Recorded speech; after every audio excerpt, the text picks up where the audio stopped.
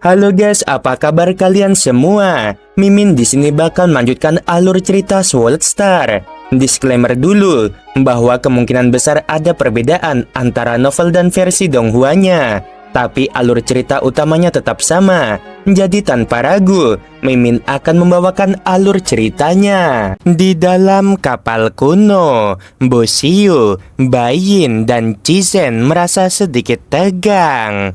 Aku dapat merasakan hubungan sebab akibat antara Kaisar Dewa Reruntuhan Rahasia dan yang lainnya. Mereka dengan cepat mendekat.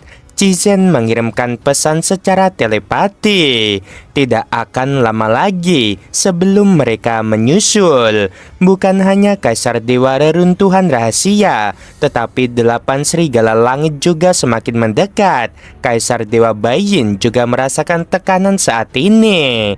Bosio menatap ke arah kabin depan kapal. Di kabin depan, Lo Feng berdiri sendirian, memandang pemandangan luar sambil tersenyum. Dunia yang luas terbentang tanpa batas. Di satu titik di sebelah kiri, semua materi berubah menjadi aliran partikel. Aliran partikel yang besar ini mengalir seperti air mendidih, terus bergelombang dan memancarkan energi yang tersebar. Di tempat yang jauh di depan, pusaran angin yang mengamuk mencabik-cabik segalanya. Di alam suci kegelapan, terdapat banyak lingkungan keras yang membuat makhluk hidup purba tingkat rendah yang lebih lemah tidak mungkin bertahan hidup. Pemandangan yang sangat menakjubkan, komentar Lo Feng sambil tersenyum santai. Dia sungguh tidak menganggap 15 eksistensi puncak dari pihak Kaisar Dewa Reruntuhan Rahasia dan 8 serigala langit layak untuk diperhatikan. Selama lebih dari 1000 era kultivasi, Lo Feng telah menggunakan kitab kebijaksanaan dan mata hidup mati sebagai alat bantu, ditambah dengan berbagai harta kultivasi, mempertahankan kecepatan proses berpikir setidaknya 100 kali lebih cepat.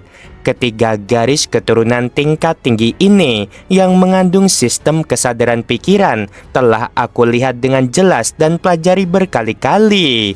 Namun, sistem kesadaran pikiran mereka paling cocok untuk diri mereka sendiri, bukan untukku.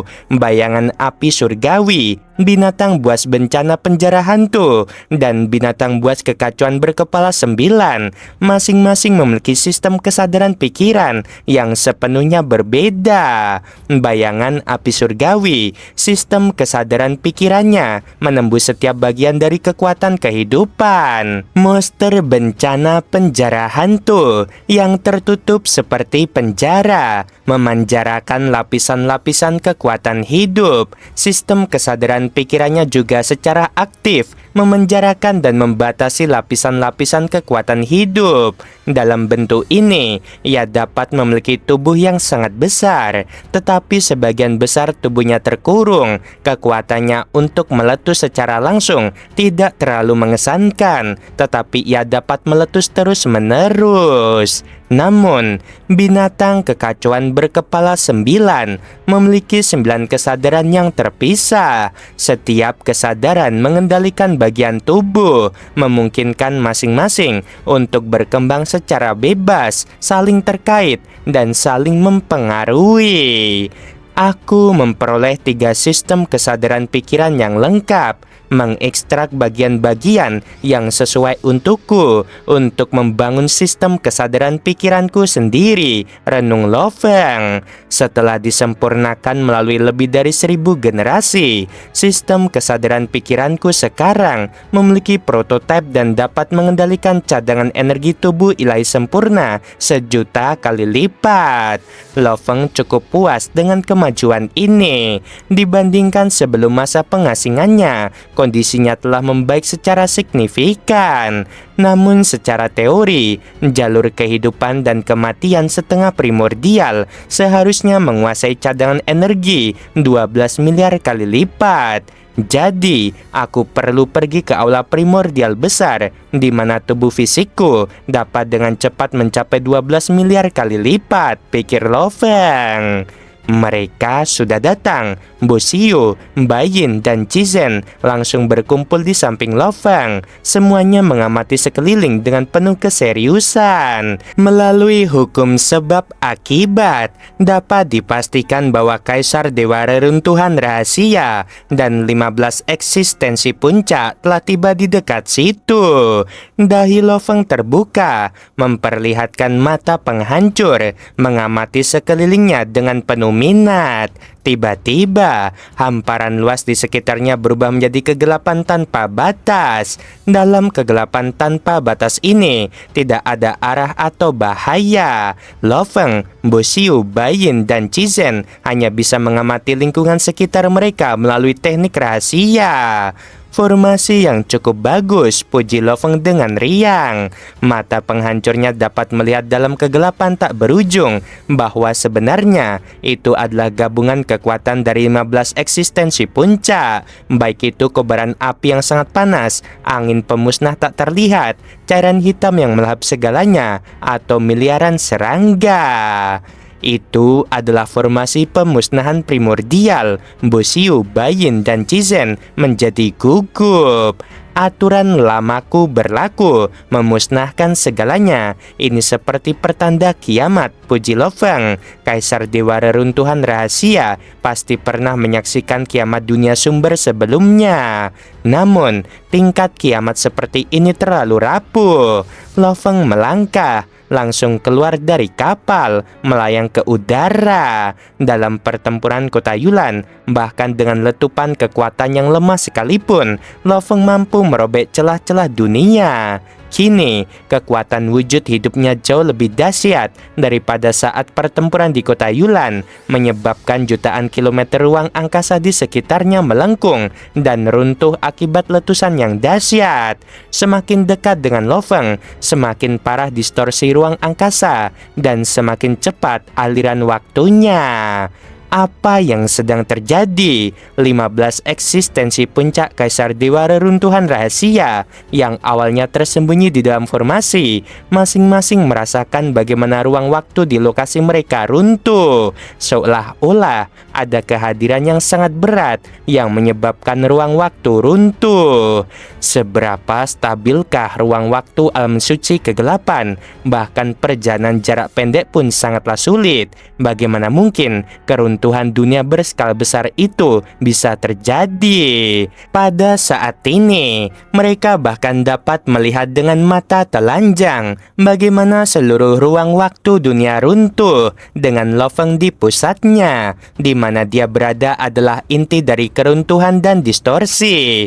Area luas di sekitarnya terpelintir dan terserap. Formasi tersebut hancur dan mereka ditarik oleh ruang waktu yang runtuh, dipaksa menuju Lo Feng. Ke-15 makhluk puncak itu dengan putus asa menyadari bahwa mereka tidak memiliki kemampuan untuk melarikan diri. Dalam menghadapi keruntuhan dunia yang dahsyat, mereka tidak bisa membentuk formasi, tidak bisa bekerja sama. Masing-masing harus menghadapi ruang dan waktu yang runtuh secara individual. Masing-masing ditarik ke arah Lo Feng. Lo Feng berdiri di sana dengan tenang mengamati pemandangan ini. Dia hanya perlu berdiri di sana dan musuh-musuh akan datang kepadanya secara sukarela, satu demi satu. Apakah dia makhluk yang tak terkalahkan? Kami ber-15 di level puncak bergabung dan sama sekali tidak berdaya. Ini pasti tingkat tak terkalahkan. Saat terseret oleh ruang waktu yang runtuh dan terdorong menuju Lo Feng, Kaisar Dewa Reruntuhan Rahasia agak sulit menerima apa yang mereka alami saat itu. Mereka sebenarnya telah menyinggung sosok yang tak terkalahkan. Tak terkalahkan berarti peluang besar untuk membebaskan diri dari sangkar jalinan. Begitu dipastikan bahwa seorang kultivator memiliki potensi untuk menjadi tak terkalahkan, para petarung tingkat puncak akan dengan sukarela menjadi pengikutnya, berharap sang tak terkalahkan dapat memberi mereka kesempatan di masa mendatang. Kita telah bertemu dengan sosok yang tak terkalahkan, namun kita tidak berteman dengannya, tidak mengikutinya. malah kita bergabung untuk menyerangnya. Bagaimana ini bisa terjadi? Pertempuran kota Yulan baru saja terjadi belum lama ini. Saat itu dia baru berada di level puncak. Baru 1000 zaman berlalu. Bagaimana mungkin dia tak terkalahkan sekarang? Ketika ke-15 orang itu didekatkan ke Lo Feng oleh ruang waktu yang runtuh, sebuah kekuatan tak terlihat menyelimuti mereka. Akhirnya menstabilkan mereka. Semuanya berdiri di hadapan Lo Feng. Salam Kaisar Dewa Lo Feng. Meskipun ke-15 Kaisar Dewa ini merasa bingung dan putus asa di dalam hati, di permukaan mereka bersikap hormat, tidak berani menunjukkan rasa tidak hormat. Apakah kalian datang untuk merampok diriku? Lo Feng memandang mereka dengan penuh minat, sementara ruang waktu dalam radius miliaran kilometer terus runtuh dan berputar, membuat ke-15 Kaisar Dewa ini tidak memiliki harapan untuk melarikan diri. Kami bodoh, kami telah disesatkan.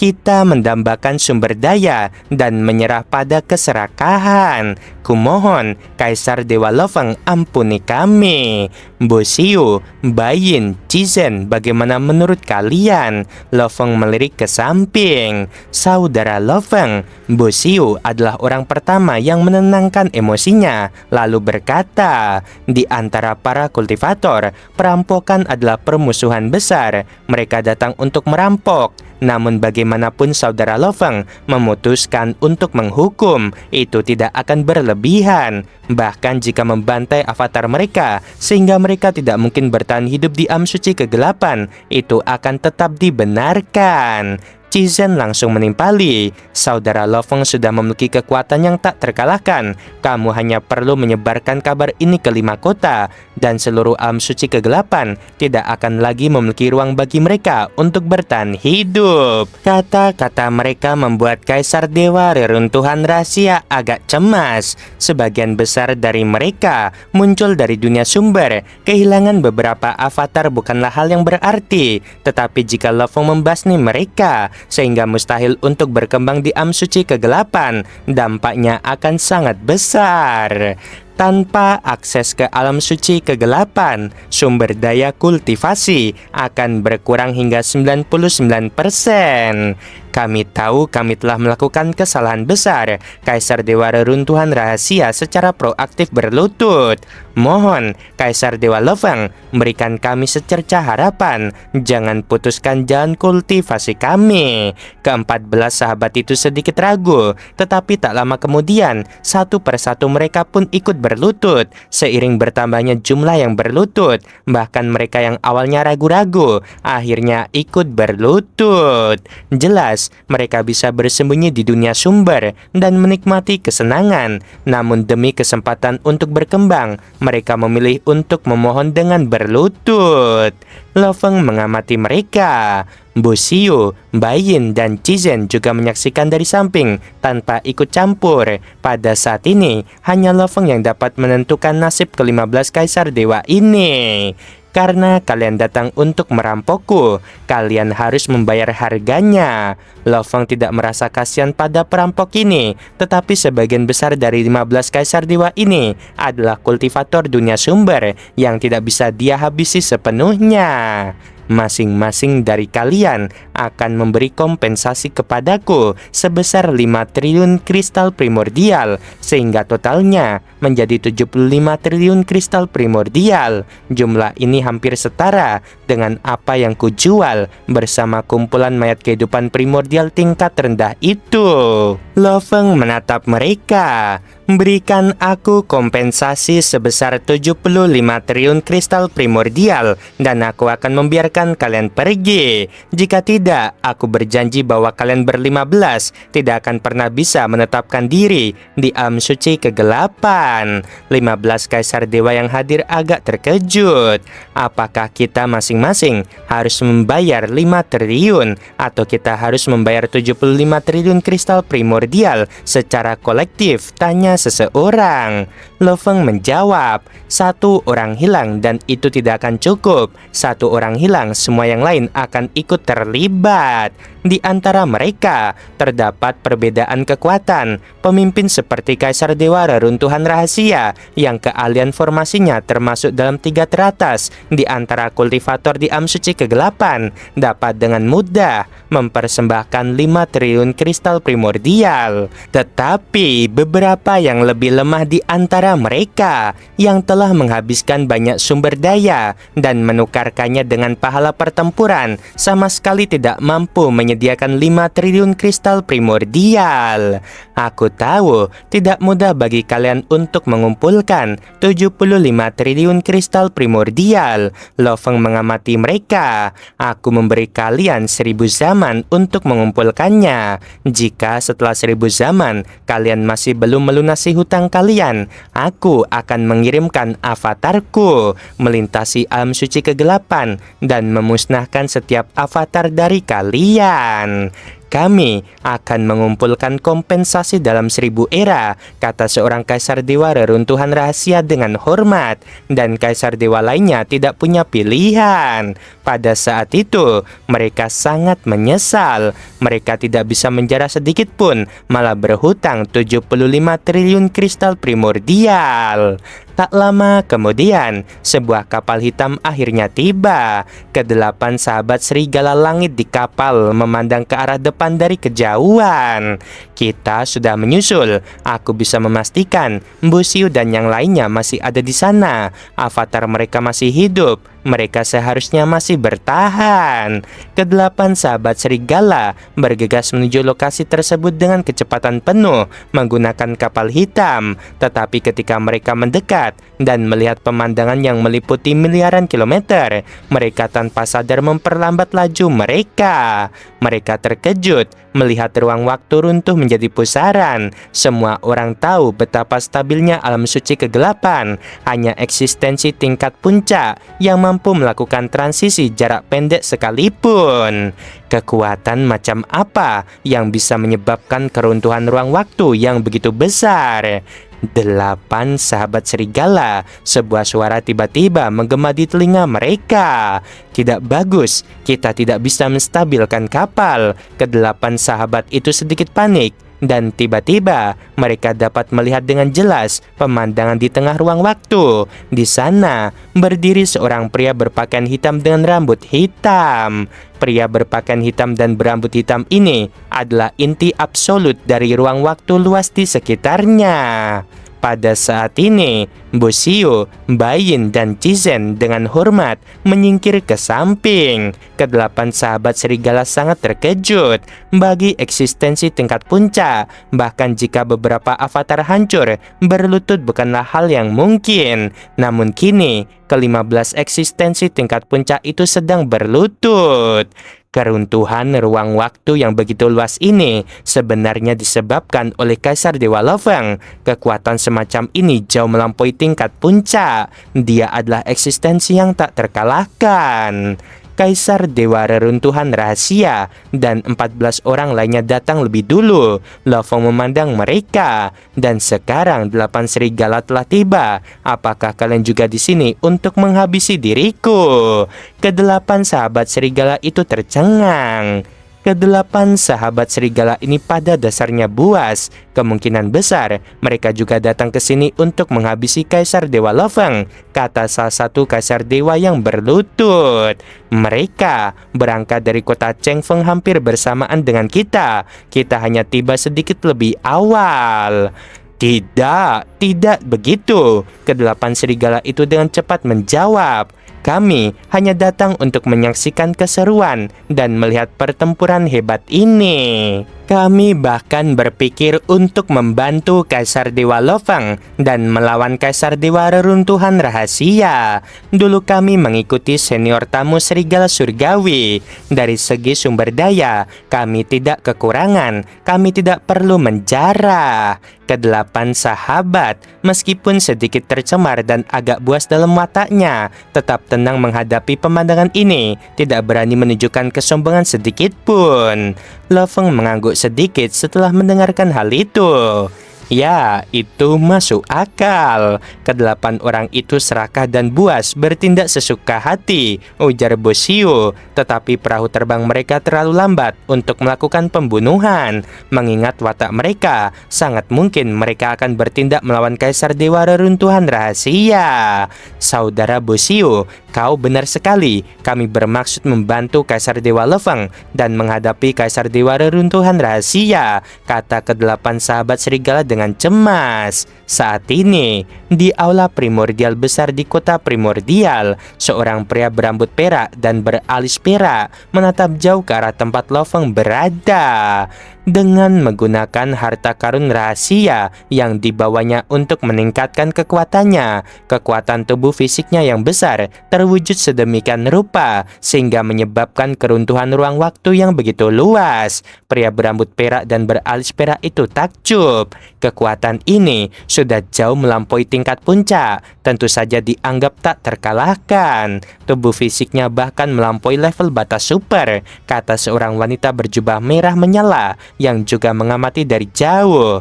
Tanpa membebaskan diri dari sangkar jalinan, tubuh fisiknya telah mencapai level seperti itu. Sungguh langka. Setelah memastikan bahwa dia memang tak terkalahkan, mari kita laporkan kepada Tuan, kata pria berambut perak.